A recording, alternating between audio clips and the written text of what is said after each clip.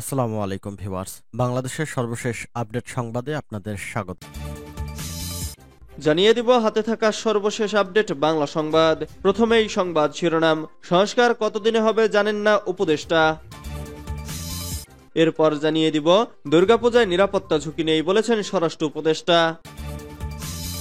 এদিকে জুলাই হত্যাকাণ্ডে নিহত ১০৫ শিশু পরিবার পাবে ৫০,০০০ টাকা। এরপর জানিয়ে দিব ৫ দিনে রেমিটেন্স এলো $৪২ কোটি।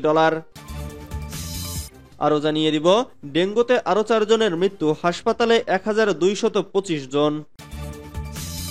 সর্বশেষ জানিয়ে দিব বিভিন্ন স্থানে বৃষ্টির আভাস। এতক্ষণ শুনছিলেন সংবাদ শিরোনাম, এবারে বিস্তারিত। তবে অনুরোধ থাকবে ভিডিওটিতে একটি লাইক করবেন এবং কমেন্ট করে জানিয়ে দিবেন কোন জেলা থেকে আপনি আমাদের এই ভিডিওটি দেখছেন। সংস্কার কতদিনে হবে জানেন না উপদেষ্টা। সমাজ কল্যাণ মন্ত্রণালয় এবং মহিলা ও শিশু বিষয়ক মন্ত্রণালয়ের উপদেষ্টা শারমিন এস মুর্শিদ সাংবাদিকদের কাছে জানতে চেয়েছেন, সংস্কার ছাড়া নির্বাচনের দিকে যাব কিভাবে? সংস্কার হবে না, নির্বাচন হবে। সংস্কার ছাড়া সে নির্বাচন নিতে পারবেন তো?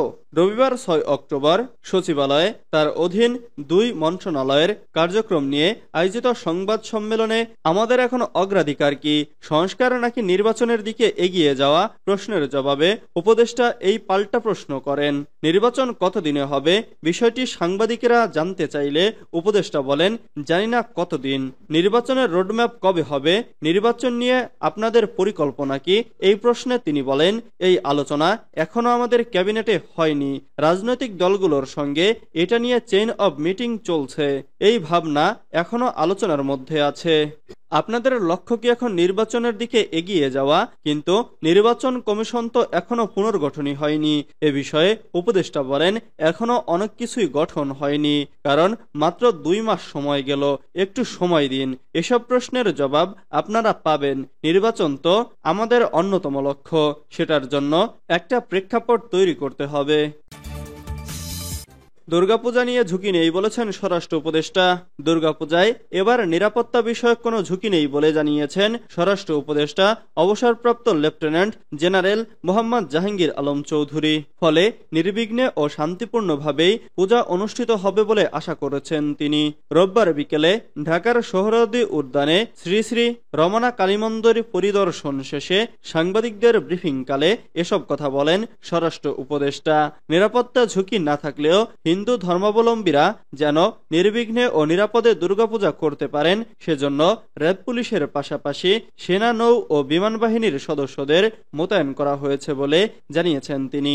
অন্যদিকে বিগত আওয়ামী লীগ শাসনামলে রামু ও ব্রাহ্মণবাড়িয়ার নাসিরনগর সহ সংখ্যালঘু সম্প্রদায়ের ওপর যেসব হামলা ও সহিংস ঘটনার বিচার হয়নি, সেসব ঘটনার পুনর্তদন্ত ও বিচারের বিষয়ে সাংবাদিকদের এক প্রশ্নের জবাবে উপদেষ্টা বলেন, এসব অপকর্মের সাথে যারা জড়িত তাদের অবশ্যই বিচারের সম্মুখীন হতে হবে।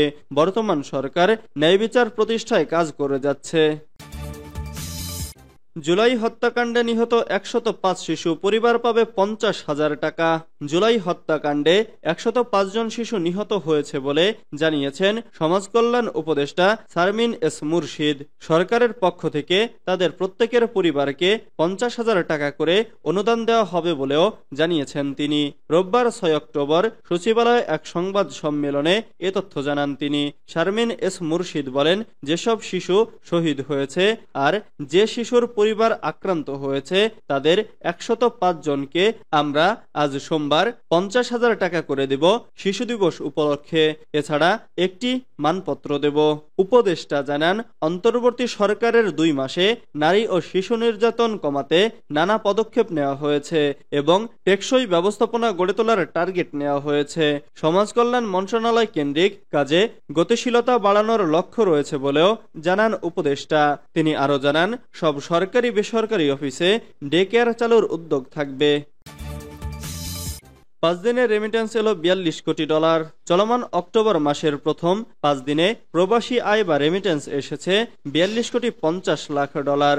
এর আগে গত বছরের অক্টোবরের 5 দিনে রেমিটেন্স এসেছিল $32,50,00,000। রোববার 6 অক্টোবর কেন্দ্রীয় ব্যাংকের হালনাগাদ প্রতিবেদনে এ তথ্য উঠে আসে। কেন্দ্রীয় ব্যাংকের তথ্য মতে রাষ্ট্রায়ত্ত ব্যাংকের মাধ্যমে প্রবাসীদের পাঠানো রেমিটেন্স এসেছে $10,80,20,000। বিশেষায়িত একটি ব্যাংকের মাধ্যমে $1,50,20,000 মার্কিন ডলার, বেসরকারি ব্যাংকগুলোর মাধ্যমে $30,02,00,000 এবং বিদেশি ব্যাংকগুলোর মাধ্যমে এসেছে $14,80,000 মার্কিন ডলার। উল্লেখ্য, গত সেপ্টেম্বর মাসে ব্যাংকিং চ্যানেলে $240 কোটি রেমিটেন্স এসেছে দেশে, আগের বছরের একই মাসের তুলনায়, যা $107 কোটি বা 80.22% বেশি। গত 2 মাসে ভালো প্রবৃদ্ধির কারণে চলতি অর্থবছরের প্রথম প্রান্তিকে রেমিটেন্স বেড়েছে 33.33%। এবছরের সেপ্টেম্বরে আসা রেমিটেন্স গত 4 বছরের মধ্যে একক মাসে প্রবাসী আয়ের দিক থেকে দ্বিতীয় সর্বোচ্চ। এর আগে জুনে ব্যাংকিং চ্যানেলে $254 কোটি এবং তার আগে 2020 সালের জুলাইয়ে $259 কোটি $82,00,000 রেমিটেন্স পাঠিয়েছিল প্রবাসীরা। ডেঙ্গুতে আরো 4 জনের মৃত্যু, হাসপাতালে 1225। শনিবার সকাল 8টা থেকে রোববার সকাল 8টা পর্যন্ত ডেঙ্গুতে আক্রান্ত হয়ে আরো 4 জনের মৃত্যু হয়েছে।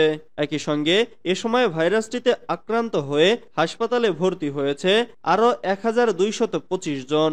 রোববার 6 অক্টোবর স্বাস্থ্য অধিদপ্তরের হেলথ ইমার্জেন্সি অপারেশন সেন্টার ও কন্ট্রোল রুম থেকে পাঠানো এক সংবাদ বিজ্ঞপ্তিতে এ তথ্য জানানো হয়। এতে বলা হয়েছে, হাসপাতালে নতুন ভর্তিদের মধ্যে বরিশাল বিভাগের 87 জন, চট্টগ্রাম বিভাগে 169 জন, ঢাকা বিভাগে 281 জন, ঢাকা উত্তর সিটিতে 244 জন, ঢাকা দক্ষিণ সিটিতে 207 জন, খুলনা বিভাগে 111 জন রয়েছেন। এছাড়া রাজশাহী বিভাগে 47 জন, ময়মনসিংহ বিভাগে 19 জন, রংপুর বিভাগে 53 জন এবং সিলেট বিভাগে 7 জন নতুন রোগী ভর্তি হয়েছেন। এদিকে গত একদিনে সারা দেশে 1297 জন ডেঙ্গু রোগী হাসপাতাল থেকে ছাড়পত্র পেয়েছেন। এ নিয়ে চলতি বছর ছাড়পত্র পেয়েছেন 32,801 জন। স্বাস্থ্য অধিদপ্তর জানিয়েছে, এবছরের জানুয়ারি থেকে এখন পর্যন্ত সব মিলিয়ে 39,590 জন রোগী হাসপাতালে ভর্তি হয়েছেন। চলতি বছর এ পর্যন্ত ডেঙ্গুতে মৃত্যু হয়েছে 186 জনের। এছাড়া গত বছর ডেঙ্গুতে আক্রান্ত হয়ে হাসপাতালে ভর্তি হন 3,21,179 জন, মারা যান 1,705 জন। বিভিন্ন স্থানে বৃষ্টির আভাস, মৌসুমী বায়ু মোটামুটি সক্রিয় থাকায় দেশের বিভিন্ন স্থানে বৃষ্টির আভাস দিয়েছে বাংলাদেশ আবহাওয়া অধিদপ্তর। এর মধ্যে কোথাও কোথাও ভারী বর্ষণও হতে পারে। রোববার 6 অক্টোবর সন্ধ্যায় বাংলাদেশ আবহাওয়া অধিদপ্তরের আবহাওয়াবিদ খন্দকার হাফিজুর রহমানের দেওয়া পরবর্তী 72 ঘন্টার পূর্বাভাসে এ তথ্য জানানো হয়েছে। আবহাওয়া অফিস জানায়, সন্ধ্যা থেকে আগামী 24 ঘন্টায় রংপুর, রাজশাহী, ময়মনসিংহ, খুলনা, বরিশাল ও সিলেট বিভাগের অনেক জায়গায় এবং ঢাকা ও চট্টগ্রাম বিভাগের কিছু কিছু জায়গায় অস্থায়ীভাবে দমকা হাওয়া সহ হালকা থেকে মাঝারি ধরনের বৃষ্টি বা বজ্রসহ বৃষ্টি হতে পারে। সেই সঙ্গে দেশের কোথাও কোথাও মাঝারি ধরনের ভারী বর্ষণ হতে পারে। সারা দেশে দিন এবং রাতের তাপমাত্রা প্রায় অপরিবর্তিত থাকতে পারে।